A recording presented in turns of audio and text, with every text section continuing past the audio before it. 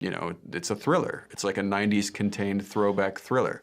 It'd be like watching Die Hard from Hans Gruber's perspective. Would that be interesting? It turns out it would be.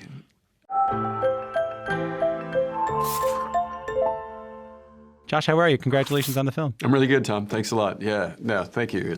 We're excited to show the public. It's a fun film. It was shot pretty much across the street from me here Oh, yeah. at the Sky Dome or the Rogers Center in downtown Toronto. If anyone's ever listening to this has ever gone to a Blue Jays game or gone to see a concert at the Sky Dome, they'll recognize everything. A lot of the scenes take place in the middle of a sold-out concert here in downtown Toronto, masking as Philadelphia. Give me an example of something you remember from filming there. Well, we actually filmed the interiors in Hamilton. But we shot the exterior at the Rogers Center because I don't think the Rogers Center was going to give it to us for a month straight, surprisingly. But we did shoot in a stadium for a month straight, and we put on, I didn't, but Salika and Knight put on an actual show, pop concert, and the kids that were there were actual fans, people that had heard the music beforehand and got excited about it. And there were thousands of extras, and it felt, I have kids. I have a couple of daughters who love to go to concerts, and it, to me, felt like a genuine concert while we were there. It was. And to be able to do that, which is a hard enough job, and then also shoot a film within it, makes it doubly difficult. And Knight really pulled off something remarkable here. What about you, though? How hard is it to act, to have to find your place, to be able to access emotions appropriately, to do the mechanics of acting while phone lights are going on all around you, while there's a live, big, massive music concert where there's hundreds, if not thousands, of people around you? How was that for you? Well, it didn't. It was part of the fun, actually, because most of the stuff in that environment is me with my daughter at a concert. And it's not, I don't think that Cooper, the character that I play, is being a natural father. He's like putting on the show of being a father. It's a layer of artifice that's in front of his actual person and what he believes himself to be. So it all felt a little stilted anyway. It all felt a little loud, a little over the top. And that was fun to be able to play that in the environment of this, this concert. And the only thing that's a little bit tricky is that whenever we were supposed to speak, not even tricky, just kind of funny, whenever we were supposed to speak, they'd be playing, the soundtrack would be playing, the dancers would be up on stage, the audience would be going crazy, and then they'd be like, they'd give a signal, and suddenly it would just go to a click track. And so just so that everybody knew like what the beats were, and then we'd be doing our dialogue super loud, like it was still, like it was still a concert, so they could record the dialogue. So we're just screaming at each other in the middle of this huge stadium in almost dead silence. And it was good practice for the crazy stuff I have to do later in the film. You've worked with some pretty incredible directors over the years. What drew you to working with M. Night Shyamalan? Well, I think he's one of the greats.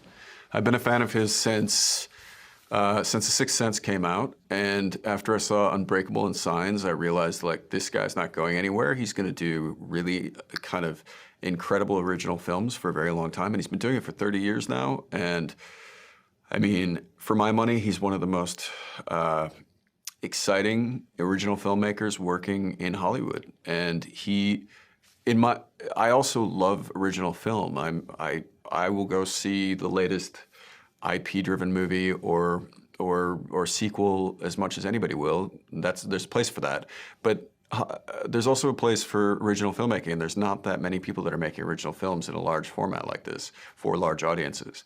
And I just, it was a dream come true to be able to work with one of those directors, and that's been happening a lot recently for me. So I feel, #blessed. Tell me something about working with him that I might not know. Well, he's a very warm and very open and funny individual, so not at all like the stories that he tells. That's why I think that ultimately these films work so well, is that he's telling a very twisted story most of the time, but there's always humor and humanity in these films. And I responded to that immediately when I met him. I met him years ago at the Village premiere. A friend of mine was in the movie. They invited, I lived in New York. The premiere was here. They invited me. I met Knight. Knight has a picture of us meeting that some paparazzi took that he gave to me at the end of filming, which is really cool.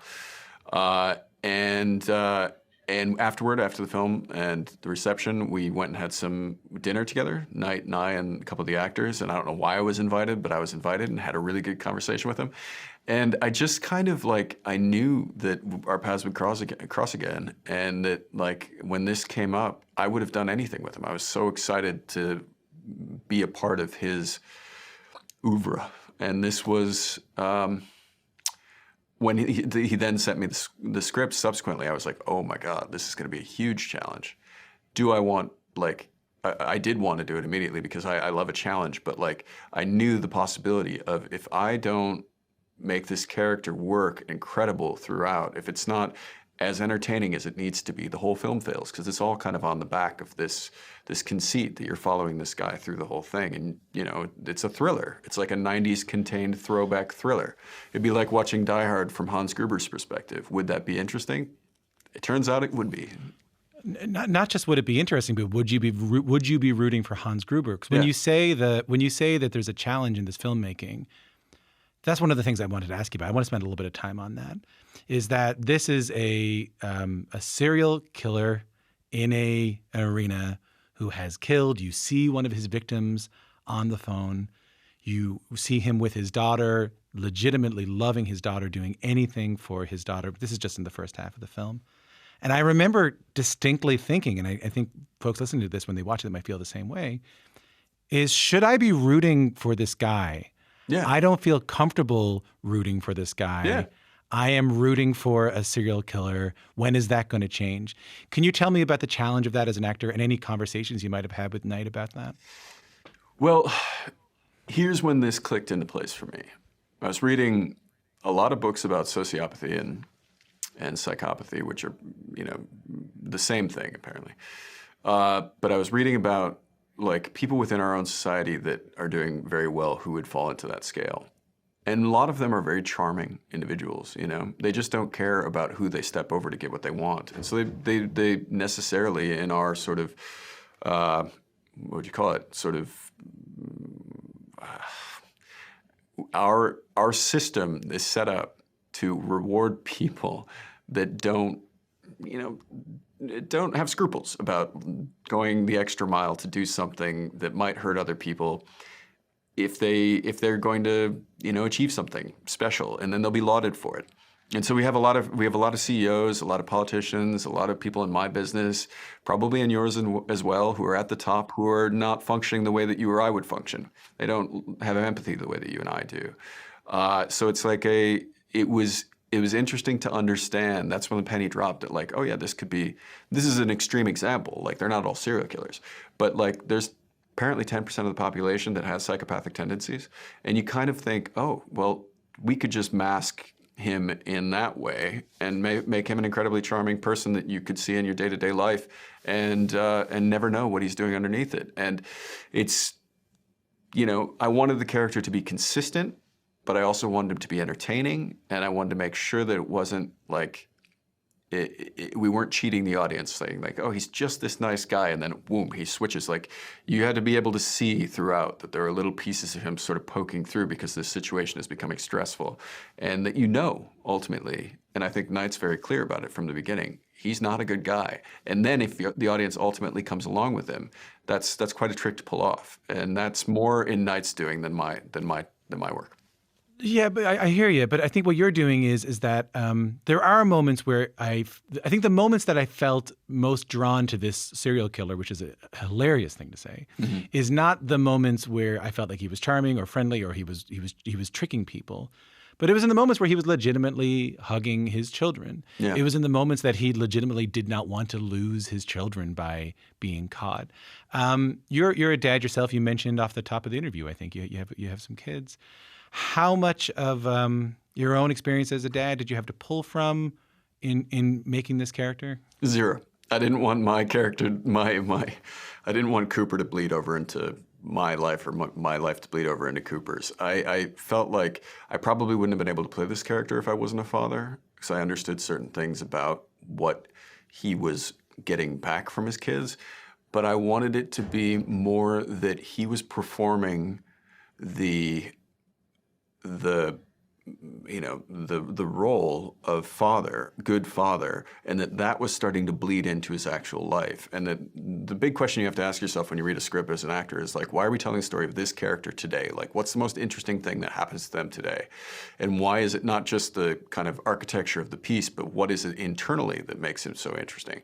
And for me, it was that this serial killer finds in himself a piece of humanity that's still intact, and that is surprising to him. And that's basically what the film is about from a character perspective. Now, the way that he interacts with this daughter at the beginning, he doesn't really recognize yet that self-protection, or that protection of her, and that sort of yearning to help her grow and succeed in the world is actually coming from a place that's very human. He thinks it's still a put on until he's confronted with the reality that he does actually care. And that's a surprise to him. And that's a revelation to him. And that's an interesting kind of character study. And I know people don't see films like this for character study, but I found it really entertaining as an actor, as an artist, to kind of to delve into that and kind of find out how that could work from a psychopathic point of view. Someone who just doesn't have empathy in the same way that we do, doesn't feel love in the way that we do, but he can make it can bleed over and make his the identifying marks of himself, I guess, make him feel better about himself, in a weird way, because it's all narcissism, really, for him. I say this out of pure interest and not out of any judgment. You were very quick to say zero when I said how much of your own fatherhood is in this film, and how much of the film is in your fatherhood. I only say that because I think before the question was out of my mouth, you said zero. Yeah. I think it's something that's been on your mind. Well, a lot of people have asked me, and I don't want to figure. I wanted this character to be uniquely himself, and I didn't.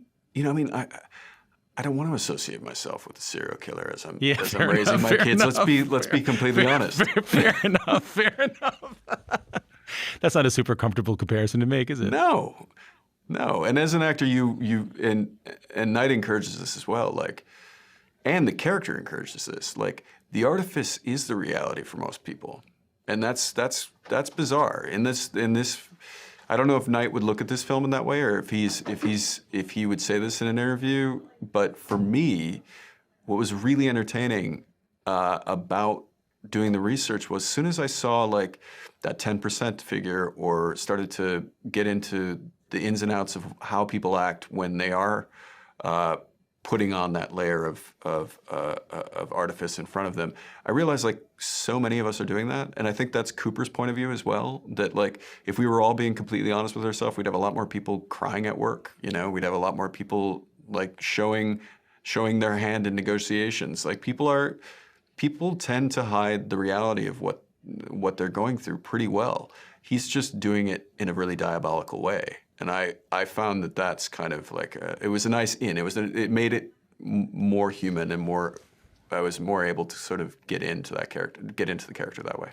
Speaking to you, I've been trying to figure out how to bring up your past, given that I'm 37, so I grew up with you as an actor and on shows and movies I've watched as kids and all that stuff. Yeah. And as a teenager. And speaking of questions you've been asked a lot, I'm sure that comes up a lot. The films you did when you were younger. Can I just quickly tell you the version that I have of it in my head? Go for it. And you tell me whether I'm right or wrong. No, go for it. Yeah, it sounds good. It is that you were in a bunch of very, very big, massive blockbuster movies as a young actor. I knew girls in my high school, or junior high, I should say, who had pictures of you up on their locker. Right. Okay. There's a machine that lets that thing happen. We're going to make him this thing, and you, Josh, are going to have to go along with this thing to be this kind of actor. Mm-hmm. And the story I have in my head is that at one point you go, no, I don't want to do that. Mm-hmm. There are other things that are more important to me. Whether it be art or acting or family or, I don't know, love or fulfillment, and you do a rare thing and jump off a treadmill that was built for you. Yes, that's fair to say. But it's never a foregone conclusion that like you're going to build a movie star, right? Like people try all the time. You can see it today. What happened, I think, after like Pearl Harbor came out and Black Hawk Down was coming out, and just it felt oddly stifling. And I was young enough that I was both young enough and had wise enough people around me that I was able to see that I wasn't going to develop because I was still like, frontal lobe was still developing. I was 21, 22 years old. I could see that I wasn't going to be able to kind of create my own identity in a positive way in that environment where everybody else has an opinion on what I should be. And I had, good friends and family back home who were encouraging of me being more myself. And I just decided there were things that I wanted to do as an actor that the studios, I guess, weren't interested in at the time. And I went off and did them and just decided like, I'm just going to throw caution to the wind and do the thing that I feel is right and develop in the way that I feel I want to develop. And it was probably the best thing I ever did for myself. Like I don't know what I would be today had I just stayed on that treadmill, as you put it. Like it's not. I don't think it's super healthy for a young person to have that sort of attention on them. I've been wondering these days, maybe because of my own culpability in it, whether fame is a good idea at all. Yeah. Well, is it a good idea? Is it a good thing to encourage people to want to be, I suppose? Yeah. I don't know. I mean, we are storytellers as like the animal that we are. And we are in a media-saturated culture. So is it a good idea? Maybe not. But is it a thing we could eliminate? Probably not either, We want to see ourselves projected on screens or in the palm of our hand in a way that is sometimes idealized and sometimes, in this case, like completely not idealized but entertaining. We love stories. And we're going to continue telling them. I mean, there's always been an element of that with us, even before all, media was so involved in it. People have always sat around the fire and told the stories, or they've done theater. And of course, there were going to be people that were more entertaining than other people, and those people were lauded for it. And that's just us. I don't know. I understand. Yeah. I understand. But when I do see sometimes on screen in movies and TV and film these days, I think to myself, oh, good, he got out. Yeah. Well, what's great? What's really like amazing is that like I was able to do a consistent thing, and I feel incredibly lucky for this. I don't advise this as a career strategy if somebody's trying to be an actor, but I was able to continue to kind of do what I thought were the most interesting roles coming across my desk. And eventually directors that I loved sort of caught up with that notion or were allowed to hire me by the powers that be. And suddenly I'm able to do that again now in a larger format for a broader audience. And like this character is nothing like what I was able to do last year in Oppenheimer, or what I was just able to do in The Bear, and what I'm going to do next. Like I am now able to be the sort of explorative artist that I wanted to be. And people are accepting of it, which I don't think they were when I was younger.